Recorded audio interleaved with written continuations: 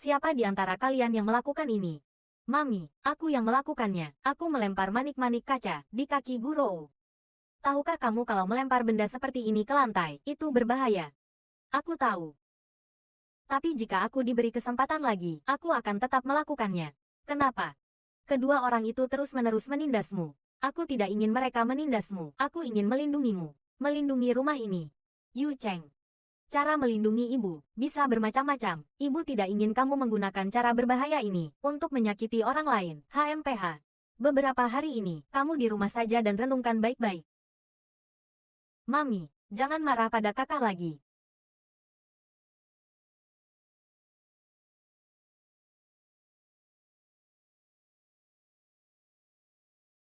Ada apa? Tuan Sang. Tuan akan segera kembali ke negara ini, dan dia sudah tahu bahwa Anda sudah menikah dan punya anak. Nyonya bilang. Terserah Anda. Mami, baju-baju di toko ini cantik sekali ya. Dedi bilang. Selama Momi suka. Dedi akan membelikannya untuk Momi. Bukankah ini yang terkenal? Toko pakaian khusus kelas atas. Harga pakaian di dalamnya tidak murah. Satu potong pakaian saja bisa sebanding dengan gaji setengah hidup orang biasa. Ayo kita masuk dan lihat-lihat. Nanti kita ganti uangnya saja. Oke. Ayo pergi, Yu Cheng, Jia Yi. Mami, apakah kamu ingin menghemat uang Dedi? Set. Momi cuma khawatir, kalau uang Dedi tidak cukup, jangan bilang Dedi ya, oke. Yu Cheng juga mau pilih satu, dress yang harganya agak murah. Biar Dedi nggak repot. Yu Cheng anak baik. Mami, gaun ini cantik sekali ya. Anak nakal, jangan sentuh sembarangan, toko kami ini milik Sang Yuan Group, brand toko kelas atas. Pakaian di toko ini, bukan untuk disentuh sembarang orang. CEO Gu. CEO Lin, kalian datang. Toko kami baru saja menambahkan beberapa model pakaian baru. Ayo lihat-lihat. Bibi, jelas-jelas momiku yang datang duluan. Maaf. Seperti kalian ini, yang cuma bisa beli di area diskon, masih berani bandingkan diri dengan CEO Gu dan CEO Lin. Kamu, layani mereka, benar-benar bikin ngakak. Beberapa orang ini, suka banget sok kaya padahal bokek. Komisi dari satu gaun saya saja, sudah lebih mahal dari baju kamu, ratusan kali lipat lebih mahal. Kan, iya. Kan, kakak Lin Yan, iya. Rou Erku. Selalu benar. Ambilkan, pakaian paling mahal di toko kalian. Baik. CEO Gu, gaun ini hanya ada satu di dunia. Dan hanya aura seperti Anda, yang pantas memakainya. Cantik. Bagus sekali. CEO Gu. CEO Lin, gaun ini harganya 3 juta. Silakan lihat. Rou Er. Menurutku gaun ini kurang cocok untukmu. Kita lihat model lain saja. Model edisi terbatas ini lumayan bagus. Bisa tolong ambilkan untukku. Gaun ini bukan untuk dilihat sembarang orang. Kalau sampai robek atau rusak, menjual kamu pun tidak akan cukup untuk menggantinya. Enyah kau. Tapi apanya? Toko seperti kami ini, toko khusus kelas atas, bukan untuk melayani orang-orang tidak jelas. Bahkan kesadaran diri seperti ini saja tidak punya. Lebih baik kamu cepat pergi dari sini. Benar-benar bikin ngakak. Ternyata beberapa orang ini bahkan tidak punya hak untuk mencoba pakaian-pakaian kelas atas ini. Tidak punya kualifikasi sama sekali. Orang rendahan tetaplah orang rendahan. Kalau punya malu, cepat pergi dari sini. Jangan menghalangi pandangan di sini. Gaun ini, aku mau. Dengan penampilanmu yang miskin ini, masih berani mimpi beli gaun kelas atas. Takutnya gaji setengah hidupmu, digabung pun belum tentu cukup untuk beli satu. Tenang saja, aku kenal baik dengan pemilik toko ini. Aku akan bicara dengannya. Seharusnya dia bisa memberi kita diskon. Guning. Oh Guning, apa yang harus kukatakan tentangmu? Kenapa kamu mencari pria seperti ini, yang hanya bisa menyombongkan diri? Kenapa belum juga mengusir mereka keluar? Dengar tidak? Tidak dengar. CEO Gu dan CEO Lin sudah bicara. Kenapa belum juga pergi? Bos kalian, begini caranya mengajarkanmu bekerja. Tidak pernah dengar dimanapun, karyawan boleh mengusir pelanggan. Momi benar. Kaki kami ada di tubuh kami sendiri. Kami bisa memutuskan untuk pergi atau tinggal. Justru kalian, semuanya jahat. Dari mana datangnya bocah ingusan ini? Orang dewasa bicara. Kenapa kamu ikut campur? Dasar bocah kurang ajar, aku akan menghajarmu. Manajer kalian akan segera datang. Kusarankan kamu berhenti. Kamu pikir kamu siapa? Manajer itu bukan orang yang bisa kamu panggil seenaknya.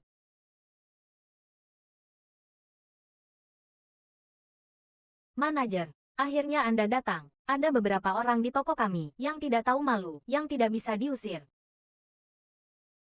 Tuan Sang, Nona Gu, ternyata kalian yang datang. Manajer, Anda salah orang. Ini dia CEO Gu Group. Yang di depan Anda ini hanyalah orang miskin. Diam. Kamu sudah menyinggung tamu penting. Mulai hari ini, kamu tidak perlu datang kerja lagi. Tuan Sang, Nona Gu, maaf atas kelalaian staf saya. Semoga Anda tidak keberatan. Pergi dan ambil pakaian yang disukai Nona Gu, dan bungkus. Nona Gu, ini pakaian yang Anda suka, sudah dibungkus. Lain kali datang ke toko kami, semua pakaian diskon 50%. Diskon 50% untuk semuanya. Ah, saya sudah lama kenal dengan Tuan Sang, dan sering dibantu olehnya. Hanya diskon 50%, tidak ada artinya. Keluarga Lin kami juga sudah lama bekerja sama dengan Sang Yuan Group. Bahkan orang seperti dia saja bisa dapat diskon. Beri kami juga diskon. Betul. Kalau tidak, kakak Lin Yan kami akan pergi ke CEO Sang Yuan Group dan melaporkanmu. Kamu, kakak Lin Yan kami, punya hubungan baik dengan CEO Sang Yuan Group. Sangat baik. Kalau kamu masih begini, berbuat curang, maka kalian semua akan tamat.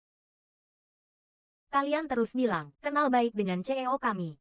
Tidak tahu ada cara apa untuk membuktikannya. Kami, hanya dengan kalian, juga berani mengaku punya hubungan dengan CEO kami. Lihat dulu diri kalian pantas atau tidak. Sudahlah, kami juga harus pergi. Silakan pelan-pelan. Kakak Lin Yan, kita juga pergi. Siapa yang mengizinkan kalian pergi? Berikan uangnya atau tinggalkan barangnya. Kenapa mereka boleh pergi?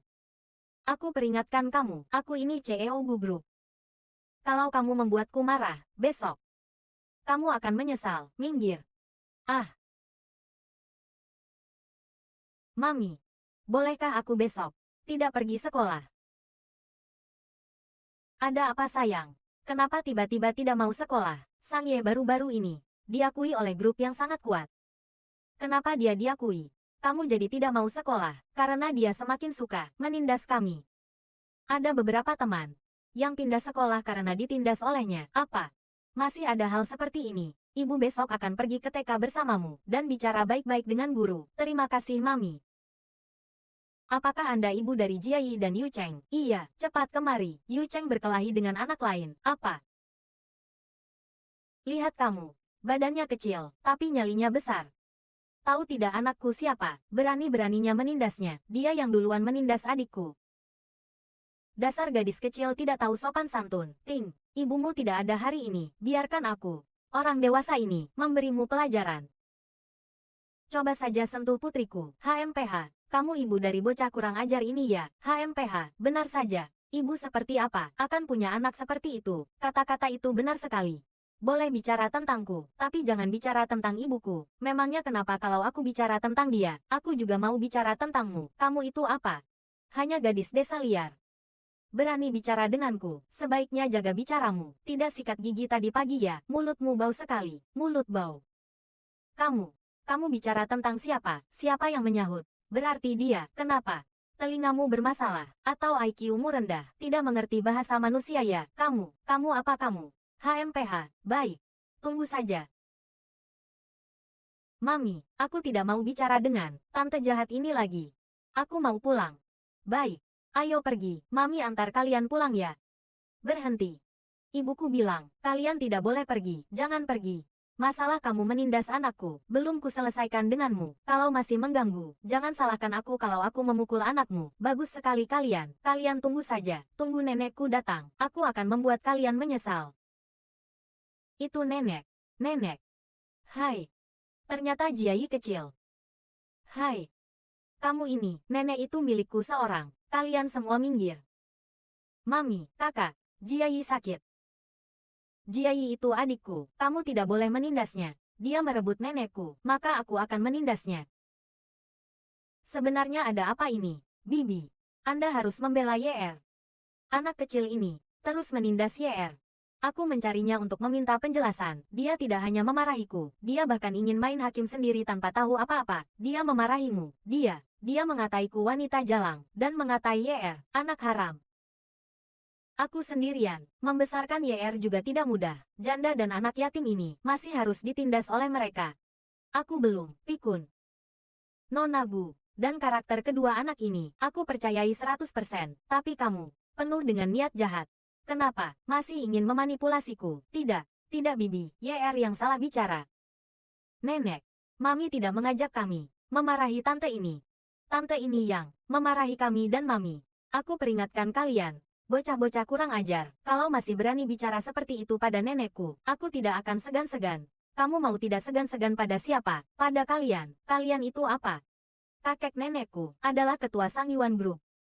Orang-orang tidak berarti seperti kalian, berani bicara denganku. Kalau berani teriak lagi, aku akan merobek mulut kalian. Nanmo, ini dia, anak baik yang kamu didik. Hari ini dia bisa mengandalkan kekuatan keluarga Sang untuk merobek mulut orang lain. Besok, dia bisa membunuh orang sesuka hati. Bibi, tidak seperti itu. Kalaupun YR membunuh orang, dia masih kecil, juga tidak akan mendapat hukuman berat. Cepat tutup mulutmu, memalukan sekali. Nyonya Feng, waktunya sudah tidak pagi lagi. Saya akan membawa anak-anak pulang dulu. Ah, tunggu dulu. Jangan buru-buru pergi. Ada apa? Sebelumnya, kedua anak ini, saat mengantar undangan untukmu, aku baru tahu, kamu adalah orang dari SK Group. Kamu dari SK Group. Oh, saya asisten CEO SK Group. Wah, itu bagus sekali. Lusa adalah hari ulang tahunku. Aku akan mengadakan pesta ulang tahun di rumahku. Kamu sebagai asisten CEO, tentu saja bisa datang. Kan? Iya. Seharusnya bisa, itu bagus sekali. Kalau begitu lusa, aku akan menunggumu di pesta ulang tahun, dan juga seluruh keluargamu. Saat itu, harus datang ya, Wah, bagus sekali. Menantikan dengan penuh harap, akhirnya kamu datang juga. Ah, kedua anak kecil itu tidak datang. Anak-anak terlalu berisik, takut mengganggu pesta ulang tahun Anda. Jadi aku minta mereka di rumah saja. Suamimu juga tidak bisa datang. Dia sepertinya tidak terlalu suka menghadiri pesta seperti ini. Kalau membawa bebek kecil itu ke sini, kalau sampai terlihat oleh salah satu orang dari kalangannya, melihatnya, pesta ulang tahun ini pasti akan hancur. Sepertinya, hubungan Guning dan suaminya tidak terlalu baik. Apakah itu berarti Heiyu dari keluarga kami punya harapan? Baiklah, tidak apa-apa. Ayo, mari kita masuk.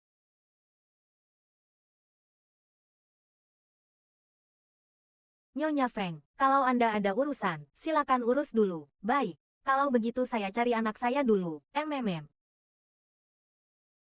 Pesta ulang tahun ini, yang hadir semuanya.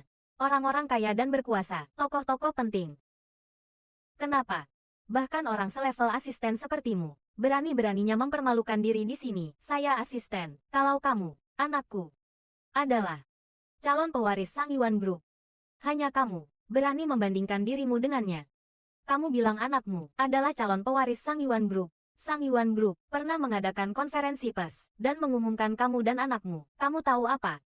Tidak diumumkan karena anakku masih kecil. Kecil. Kurasa itu karena statusnya tidak sah. Diam. Berani-beraninya kamu memukulku. Kenapa kalau aku memukulmu?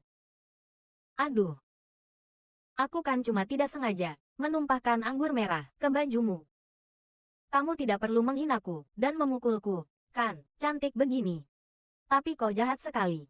Aku juga bukan orang yang suka memperpanjang masalah. Asal kamu mau minta maaf padaku, aku bisa melupakan soal kamu memukulku.